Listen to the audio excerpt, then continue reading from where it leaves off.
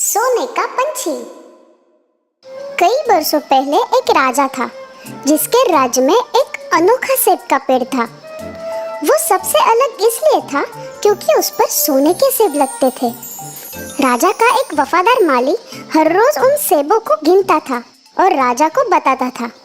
लेकिन एक दिन अचानक एक सेब चोरी हो गया। माली से ये वार्ता सुनकर राजा क्रोधित हुआ। चोर को हम जरूर सजा देंगे। उस रात माली ने अपने बड़े बेटे को सेब की रखवाली करने के लिए रखा, लेकिन बीच रात में ही वो सो गया। दूसरे दिन सुबह फिर से एक सेब कम था। आज मैं अपने दूसरे बेटे को सुरक्षा के लिए रखूंगा। ठीक है। रात हो गई और माली का दूसरा लड़का भी सो गया। दूसरे दिन फिर से एक सेब कम था। अब माली के तीसरे और सबसे छोटे बेटे ने पहरेदारी की जिम्मेदारी ली। रात हो गई। माली का तीसरा बेटा अपने काम में लग गया। आओ सेब चोरो, अब आके दिखाओ। थोड़ी देर बाद जैसे ही गहरी रात हो गई, तभी अचानक कुछ पत्तों की आवाज आने लगी। उसने देखा कि एक सोने का पंछी सेब तोड़ने लगा। माली के बेटे ने बिना वक्त गवाए तुरंत निशाना लगाया और तीर चलाया, लेकिन उससे पंछी को कुछ नुकसान नहीं हुआ। सिर्फ एक सोने का पर उसकी पूंछ से गिरा और पंछी उड़ गया। सोने का पर सुबह राजा के सामने पेश किया गया और सभी मंत्रियों को राज दरबार में बुलाया गया। सबने देखा कि ये पर तो राजा की सभी संपत्ति से काफी कीमती था। इस एक पंख से मेरा क्या होगा? मुझे तो पूरा पंछी चाहिए। मेरे दरबार में ऐसा बहादुर कौन है जो मेरे सामने पंछी को पेश करे? माली का बड़ा बेटा आगे आया और उसने इसकी जिम्मेदारी उठाई। शाबाश। माली का बड़ा बेटा जंगल की ओर उस सोने के पंछी की तलाश में चल पड़ा। वो जंगल के रास्ते गुजर रहा था, तभी बीच में उसने एक लोमड़ी को देखा। उसे देखकर लड़के ने अपने तीर से उस पर निशाना लगाया। कृपा करके मुझे मत मारो, मैं तुम्हारे काम आ सकती हूँ।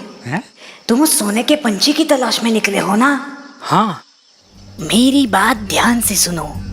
तुम यहाँ से सीधे चलते चलते शाम तक एक गांव में पहुँचोगे, जहाँ तुम्हें एक बहुत बड़ी और खूबसूरत हवेली दिखाई पड़ेगी और उसके ठीक सामने एक झोपड़ी दिखाई देगी। तुम रात को ठहरने के लिए उस झोपड़ी को चुनना। माली का बेटा थोड़ी सोच में पड़ा। उसे लगा ये लोमड़ी की कोई चाल होगी, इसलिए उसने लोमड़ी पर तीर चलाया, लेकिन वो चूक गया और लोमड़ी वहां से भाग निकली। माली का बेटा अपने रास्ते चल पड़ा। आगे जाकर उसे महल और झोपड़ी दिखाई दी जो बिल्कुल लोमड़ी ने बताई वैसी ही थी। उसने देखा कि महल की तरफ लोग गा रहे थे, झूम रहे थे, बढ़िया खाना खा रहे थे। वहीं दूसरी तरफ गरीबी और उदासीनता नजर आ रही थी। ये देखकर उसने सोचा, अगर मैं इस झोपड़ी वाले घर की तरफ गया तो ये मेरी बहुत बड़ी बेवकूफ़ी होगी। इसीलिए वो महल की तरफ गया, जहाँ उसने खाया पिया और आराम किया। वो उस पंछी और अपने राज्य को भूल गया था। इसी बीच बहुत समय बीत गया, लेकिन बड़ा बेटा वापस नहीं आया। इसीलिए दूसरा बेटा कार्य के लिए चल पड़ा। उसका भी यही अंजाम हुआ। उसे लोमड़ी मिली। लोमड़ी ने उसे भी वही सलाह दी, लेकिन वो जब गांव में पहुंचा तब उसे उसके भाई ने महल की तरफ बुलाया और वो भी अपने भाई की तरह पंछी और राज्य को भूल गया। समय बीतता गया। अब सबसे छोटा बेटा भी सोने की पंछी की तलाश में चल पड़ा। मुझे जाने दो पिताजी। लेकिन माली अपने दो बेटों की तरह अब इस बेटे को भी नहीं खोना चाहता था। पिताजी, मैं वापस लौटूंगा, मेरा यकीन कीजिए, मुझे जाने दीजिए। ठीक है, लेकिन अपना ख्याल रखना। माली का छोटा बेटा जंगल की ओर चल पड़ा। रास्ते में उसे वही लोमड़ी मिली जो उसके भाइयों को मिली थी। उस लोमड़ी ने उसे भी वही सलाह दी। अगर तुम अपने मंजिल तक पहुंचना चाहते हो तो झोपड़ी में जाओ। अपनी सलाह के लिए शुक्रिया दोस्त। मेरी पूंछ पर बैठो, तुम जल्दी पहुंच जाओगे। जल्द ही वो गांव पहुंचे। छोटे बेटे ने उस झोपड़ी में ही रात बिताई। जब सुबह हुई तब लोमड़ी वापस आई। अब उसने और एक सलाह दी। अब सीधे आगे बढ़ना, तुम्हें एक किला दिखाई देगा जहाँ बहुत सारे सैनिक गहरी नींद में सोए रहेंगे।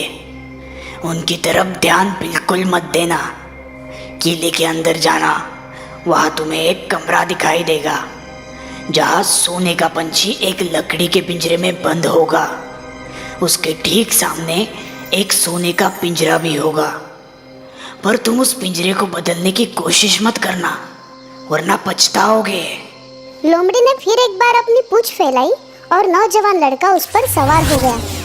दोनों किले के पास पहुंच गए। लड़का किले के अंदर गया, जहां उसे लोमड़ी ने कहा हुआ कमरा दिखाई दिया और वो सोने का पंछी भी। इस खूबसूरत पंछी को ऐसे लकड़ी के पिंजरे में रखना अच्छी बात नहीं है। जैसे ही लड़के ने पिंजरे को बदलने के लिए दरवाजा खोला, पंछी चीखने लगा और उसकी आवाज से सैनिकों की नींद उड़ गई। उस लड़के को कैदी बनाया गया। दूसरे दिन सुबह उसे दरबार में पेश किया गया। उसे वहां मौत की सजा सुनाई गई। मेरे सरकार, कृपा करके मुझ पे दया कीजिए। मैं तुम्हें एक ही शर्त पर छोड़ूंगा। जाओ, मेरे लिए वो सोने का घोड़ा ले आओ जो तूफान जैसे तेज दौड़ता है। तभी मैं तुम्हारी सजा माफ करूंगा और वो सोने का पंछी भी दे दूंगा। उसने फिर से अपना सफर शुरू किया। तब रास्ते में उसे उसकी दोस्त लोमड़ी मिली। तुमने देखा ना क्या हुआ मेरी सलाह ना मानने का नतीजा। तुम एक अच्छे लड़के हो, इसलिए उस सोने के घोड़े को ढूंढने में मैं तुम्हारी मदद करूंगी। तुम सीधे जाना, फिर तुम्हें एक किला नजर आएगा जहाँ वो घोड़ा अपने टेंट में खड़ा होगा। उसकी देखरेख करने वाला गहरी नींद में सो रहा होगा। घोड़े को चुपचाप वहाँ से छुड़ा लेना, पर उस पर पुराने चमड़े का सैडल डालना मत भूलना, और उसके पास ही पड़ा सोने का सैडल बिल्कुल मत लेना। सब कुछ सही जा रहा था। घोड़े को देखकर लड़का बोला, मैं इसको सोने का सैडल दूंगा, इसका हक बनता है।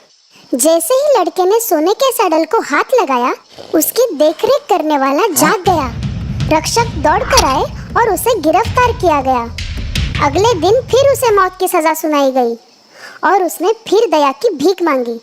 तुम खूबसूरत राजकुमारी को मेरे सामने ले आए तो मैं तुम्हारी जान बख्श दूंगा। फिर तुम वो पंछी और घोड़ा अपने पास रख सकते हो। लड़का अपनी राह चल पड़ा। उसे फिर लोमड़ी मिली।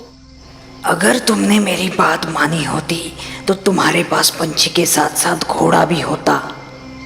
मैं तुम्हारी फिर से मदद करूंगी।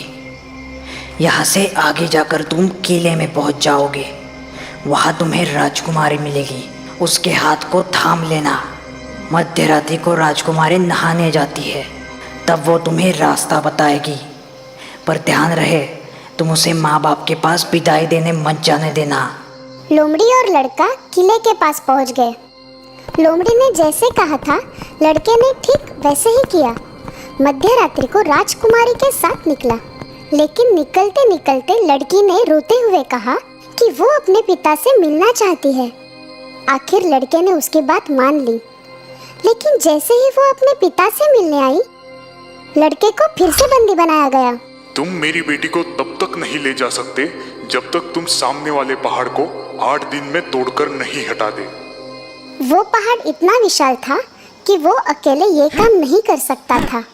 7 दिन होने के बाद भी वो पहाड़ का कुछ ही हिस्सा तोड़ पाया।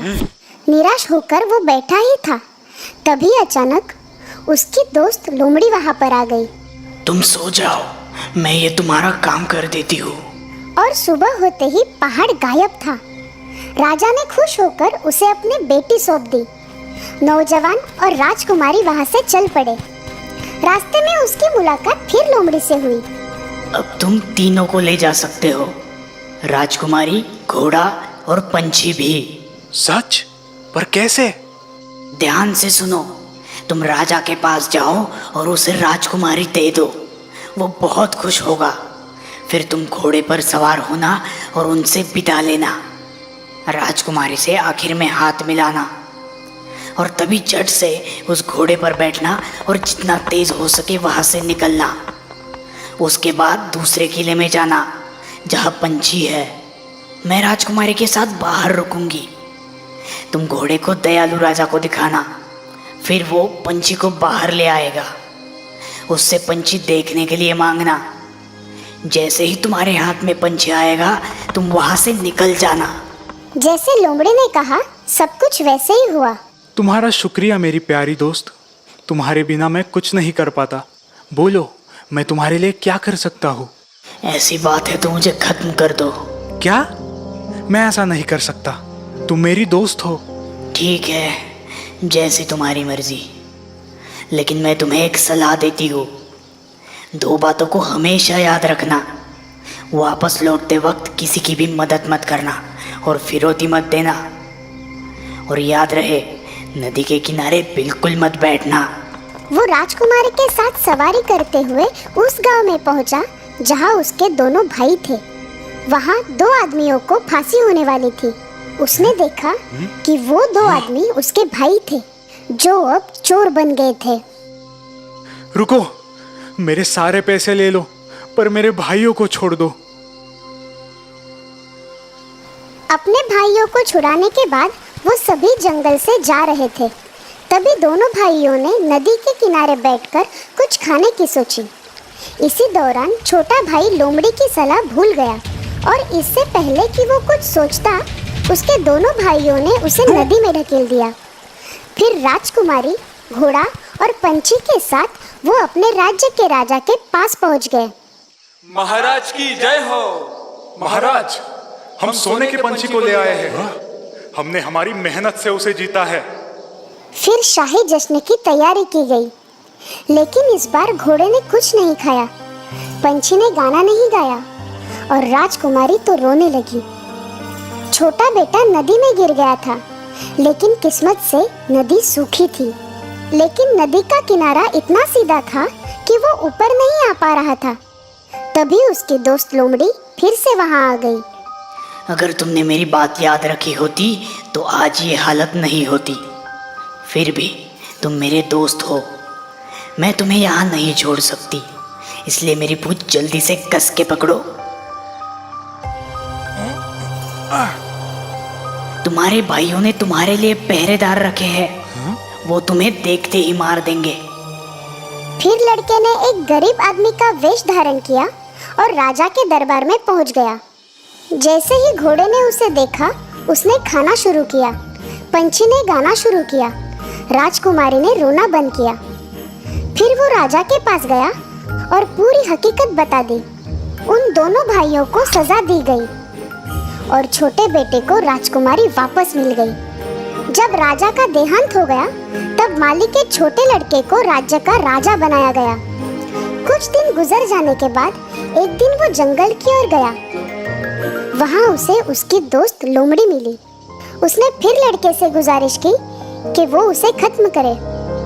मेरे प्यारे दोस्त, मुझ पर कृपा करो और मुझे खत्म करो, मुझे मुक्ति दिला दो। छोटे बेटे ने दुखी मन से हाँ कर दिया। जैसे ही लोमड़ी की मौत हुई, वो एक आदमी में बदल गई। वो आदमी और कोई नहीं बल्कि राजकुमारी का भाई था, जो पिछले कई सालों से गुम था। तो दोस्तों, इस कहानी से हमें ये सीख मिलती है कि मंजिल की ओर बढ़ते हुए रास्ते में कई कठिनाइयाँ आती हैं, पर हमें पूरी लगन से चलते रहना चाहिए, अन्यथा हम अपनी राह से भटक सकते हैं।